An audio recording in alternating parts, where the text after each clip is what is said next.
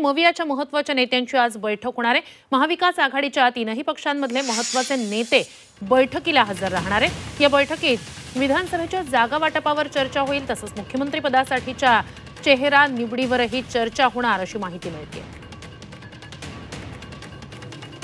अधिकची माहिती या सगळ्या संदर्भात आपले प्रतिनिधी कृष्णात पाटील यांच्याकडून घेऊया। कृष्णात, आजची बैठक मवियाची विधानसभेच्या दृष्टीने अत्यंत महत्त्वाची म्हणायची का?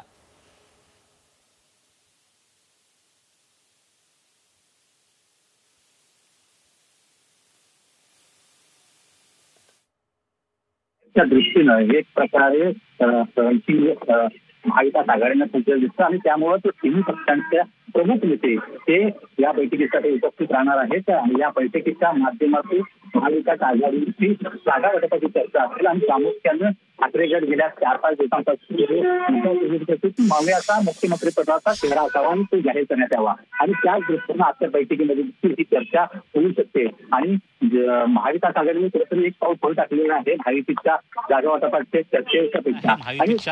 वाटपाच्या चर्चेच्या पेक्षा आणि याच आजच्या बैठकीमध्ये जरी मवियाचे महत्त्वाचे तिन्ही पक्षांचे नेते असले तरी इतर जे मित्र घटक पक्ष आहेत त्यांची देखील संदर्भात चर्चा होईल। त्यांना किती प्रकार कोणत्या आणि किती जागा द्यायच्या या संदर्भात देखील चर्चा होईल होती आणि आजची बैठक त्या दृष्टीनंच महत्त्वाची आहे, जी आज 11 वाजता सुरू होणार आहे मुंबईत। नक्कीच कृष्णात, एक महत्त्वाची घडामोड, जसं तुम्ही आता उल्लेख केला, मुख्यमंत्री पदाचा चेहरा हा अत्यंत कळीचा प्रश्न होता मवियामधला। आज कदाचित त्याबाबत काही एक चर्चेचं पाऊल पुढे टाकलं जाऊ शकतं का? कारण उद्धव ठाकरेंचं त्या दिवशीचं मेळाव्यातल्याचं वक्तव्य होतं, त्यानंतर आज काही त्याबाबत पुढे अपडेट होऊ शकतात, काही घडू शकतं?